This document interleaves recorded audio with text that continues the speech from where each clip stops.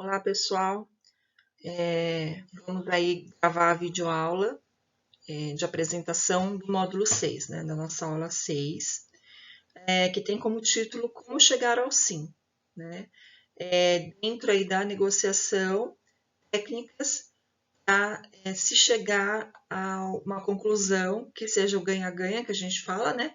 E não só isso, que esteja alinhado aí com o interesse de todas as partes envolvidas, ok?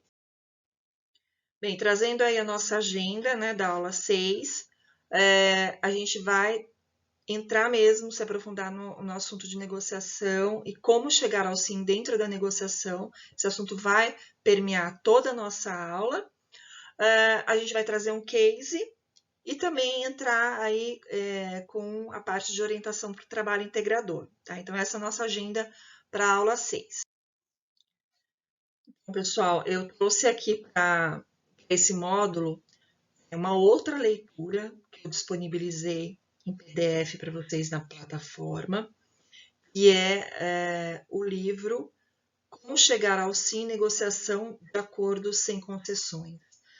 É escrito por três autores, né? O autor principal, Roger Fisher, em conjunto com William Ury e Bruce Patton. Então, eles escreveram esse livro que é, assim, uma referência em relação à negociação, né? A como negociar, como chegar ao sim. Então, nesse módulo, a gente vai trazer essa leitura, uma leitura obrigatória aí, para a gente poder acompanhar essa aula. Os autores nesse livro, Como Chegar ao Sim, eles separam a negociação em etapas, né? Ou em títulos e subtítulos. O primeiro é o problema, né? Ou que gera o conflito. É o motivo de estar ali, de estarem as partes estarem negociando, né? E dentro do problema, ele traz aí uma questão da barganha de posição, né? O que vem a ser a barganha de posição? É a discussão primária ali de quem está certo, de quem está errado, de se posicionar, mas de uma forma equivocada. O interessante, no caso, é se posicionar, mas trazendo argumentos, né, corretos diante daquele problema. A discussão de posições gera acordos insensatos. E antes disso, gera uma demanda de tempo, às vezes desnecessária. Então, não é essa discussão de posição dentro de uma negociação não é a melhor. O ideal é se manter sempre no mesmo nível na discussão, né? Não ter uma posição acima ou abaixo, mas sim uma posição linear, né?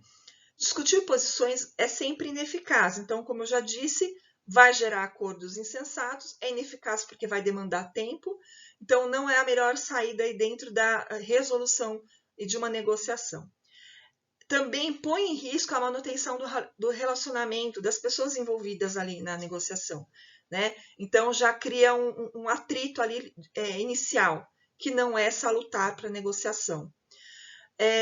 Porém, ser gentil não é a melhor resposta, ou não é a resposta. Ser gentil em que sentido? Sempre colocar numa posição de defesa também não é a melhor forma de negociar, né? E por fim, vai sempre existir uma alternativa na negociação, né? Isso eles partem desse princípio de que sempre vai haver uma alternativa, sempre vai haver uma melhor solução para essa negociação. Outra parte da negociação é o método, né? O método que precisa ser adotado para que essa negociação seja boa para todas as partes, né? Ela tenha êxito. Então, dentro do método, os autores eles dão algumas dicas, né? Para essa negociação correr da melhor maneira possível, né? Uma metodologia mesmo para essa negociação. Primeiro, separar as pessoas dos problemas, né? Separar as pessoas do problema. Aquela questão de não levar para o lado pessoal, né? Na nossa aula 5, a gente viu lá o case do Edu e do Marcos, em que eles acabaram levando o problema que era ali só do trabalho para algo pessoal, né? E isso não é a melhor maneira de haver uma negociação, de haver uma solução para aquele conflito, para aquele problema. Então, o que é mais interessante aqui? Concentrar-se nos interesses e não nas posições, né? Então, não ali entre o Edu e o Marcos, o Edu era o gestor, o líder, o Marcos era o subordinado, e houve ali o quê? Um posicionamento das partes, né? Querendo, olha, eu tenho poder, olha, eu não tenho, mas eu estou sendo, você não está sendo legal comigo, como líder, né? Então, assim, se concentrar no problema, se concentrar nos interesses para a solução daquele problema. Então, isso é o mais inteligente na hora de uma negociação, né? Inventar, né, sugerir opções de ganhos mútuos, né, o ganha-ganha, sempre todas as partes saírem ganhando, né, porque uma negociação, para ser uma negociação, ela precisa com que todas as partes saiam ganhando, né, é o ganha-ganha. A partir do momento que uma das partes saiu em desvantagem, não aconteceu uma negociação, tá?